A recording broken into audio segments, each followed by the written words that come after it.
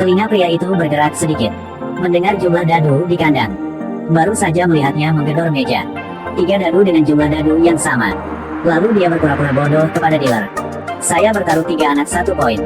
Mendengar dia ingin meletakkan 3 dadu 1. Orang di sebelahnya segera menasihatinya untuk tenang. Gaji 10 yuan setahun. Bukankah ini pemberian 5 yuan? Tapi hendak menghentikannya. Kemudian dia dihentikan oleh semua orang di sekitarnya. Menghasutnya untuk terus berjuang. Tepat setelah itu, dealer membuka kotak dadu. Semua orang terkejut. 5 koinnya langsung menjadi 10 yuan. Kemudian Hasan datang ke meja taruhan lain. Bos memandang rendah dia dan bertanya padanya. Apakah kamu punya 100 koin perak putih? Ya. Melihat kartu judi di tangan Hasan. Bosnya sedikit terkejut ketika dia melihat itu. Adik laki-laki di sebelahnya berkata kepada kakak laki-laki. Ini adalah jumlah uang yang baru saja dimenangkan Hasan dengan 5 koin. Mendengar bahwa Hasan memenangkan uangnya, dia segera ingin menang dan mendapatkan uangnya kembali. Katakan saja Hasan untuk mempertaruhkan semua uangnya. Orang-orang di sebelahnya dengan cepat menghentikannya. Jangan jatuh untuk rencana bos. Bos melihat itu dan membuat beberapa kalimat lagi. Melihat Hasan meletakkan uangnya, bos segera membagikan kartu dengan cepat. Jangan beri dia kesempatan untuk menyesalinya. Lihat dia biasa melempar dadu. Dan Hasan menamparkan meja sekali lagi. Lakukan sesuatu. Agar tidak membuat bos menyadari triknya, Hasan sengaja mengatakan bahwa dia masih memiliki 1 sen tersisa. Tuannya segera menurunkan kewaspadaannya. Sama sekali tidak menyadari dadu telah diubah. Tetapi ketika bos hendak membuka kartu, Hasan segera mengingatkannya. Ini adalah 6 poin. Apakah kartu ini milikku? Hasan mengambil kartu yang belum dibalik. Perhatikan baik-baik. Pada saat ini, bos juga memiliki firasat bahwa sesuatu yang buruk akan terjadi. Memang, Hasan sangat beruntung. Menang, 606. Berikan aku uang. Lihat skornya sekarang. Pada saat ini, pemiliknya, yang terpana, bahkan lebih terpana. Saya tidak mengerti sama sekali apa masalahnya. Saat ini, Hasan tidak akan berhenti. Dan bahkan menawarkan untuk bermain game dengan bos. Sekelompok orang berdiri di sekitar. Sekali lagi menyarankan agar Hasan tenang. Tapi bos baru kalah 1 game. Kemudian dia buru-buru menggunakan skema umum untuk menipu Hasan. Mencoba menipunya untuk memainkan game lain. Untuk mendapatkan kembali uang yang baru saja dia menangkan. Pemilik kasino ini baru saja kehilangan banyak koin perak. Kali ini dia ingin memenangkan kembali uang yang baru saja hilang. Dia memegang dadu yang siap dilempar. Bagaimana? Aku agak percaya tahayul. Aku ingin menggunakan dadu tadi. Yang barusan beruntung, oke. Ketika bos mendengar itu, wajahnya sangat tidak enak dilihat. Dia tahu dia telah bertemu seseorang dalam profesi hari ini. Dia harus melempar dadu lebih awal. Tetapi ketika bos mengambil kartu, dia melihat dua-dua. Dia langsung tersenyum bahagia. Dan Hasan ada di sisi yang berlawanan, terbuka. Lihat ekspresi ini. Kali ini pasti akan kalah. Jadi bos lebih senang. Bahkan jika kamu kalah, kamu harus menghadapinya. Itu hanya pemanasan, sekarang saatnya memakannya. Ketika bos melihat kartu itu, darah segera mengalir ke otaknya. Hasan segera menggunakan keterampilan mendengarkannya yang super. Hiduplah seperti ikan di kasino.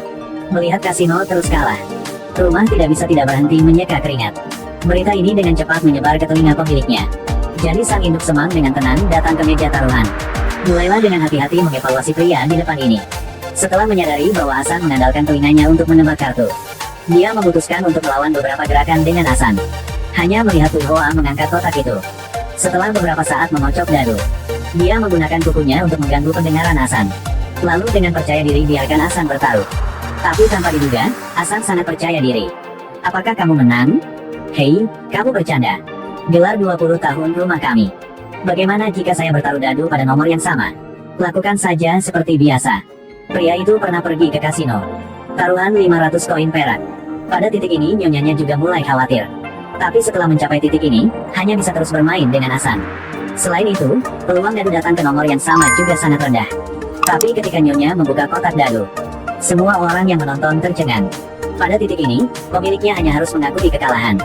Berpura-pura tenang dan katakan, apakah kamu ingin terus bermain? Atau mau ganti uang tunai? Lanjutkan bermain. Jadi nyonya mengundang Hasan ke kantor.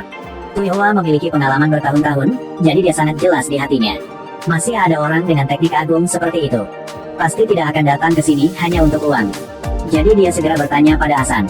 Silahkan bicara langsung. Sangat pintar. Anda ingin kasino kami? Atau kamu mau apa? Hasan berbalik dan berkata dalam hati. Aku ingin orang. Kepala pelayan di sebelahnya menjadi marah ketika dia mendengar itu. Segera panggil seseorang untuk mengusir Hasan. Tapi tanpa diduga, dia menggunakan satu tangan untuk mendorongnya keluar. Ini membuat pengurus rumah tangga yang selalu diam-diam menyukai pemiliknya menjadi gila. Segera panggil semua junior untuk bergegas. Tapi mereka tidak tahu kalau Hasan dulunya tangan kosong. Membunuh 180 orang dan dia masih aman. Dia dengan cepat membuang semua orang itu. Kepala pelayan akan bergegas untuk melawan Hasan. Tapi dilempar ke atas meja oleh Hasan. Sebarkan 20 koin perak. Lempar dan tempelkan di kepala-kepala pelayan. Pada titik ini pemiliknya juga marah. Dia dengan marah mengeluarkan bros perak dari pinggangnya. Semuanya disematkan pada koin perak. Tuihua dengan bangga menatap Hasan, berpikir bahwa dia akan mundur. Tapi tak terduga. Aku masih menginginkan orang-orangmu, oke. Jangan meremehkan orang lain. Tuihua, saya mendengar bahwa Anda dijanjikan untuk menikahi seseorang ketika Anda masih muda. Terus, aku ingin tahu siapa orang yang begitu beruntung. Pasti bukan kamu. Tuihua bermaksud mencium pria yang disebut Satria Agung Kincang, Lasan. Salah satu dari 7 jenius keluarga La. Pahlawan terkenal dari tanah Jiunsu ini. Hasan bertanya apakah dia punya barang pasti. Kepala pelayan kemudian memberitahunya, tentu saja ya. Ini adalah sepotong mutiara naga Phoenix. Ketika Hasan mendengarnya, dia menjadi tenang. Ambil sepotong batu giok dari dada. Ini, bukan. Tuihua baru saja melihatnya. Langsung memerah. Tidak heran tunangannya telah menunggu begitu lama. Tepat di depannya lagi. Kepala pelayan juga malu dan segera mengoreksi kata-katanya. Ternyata kamu Latat iya. Itu semua karena aku tidak melihatmu dengan mataku. Jadi Tuihua tidak bisa menunggu lebih lama lagi. Mereka segera menikah.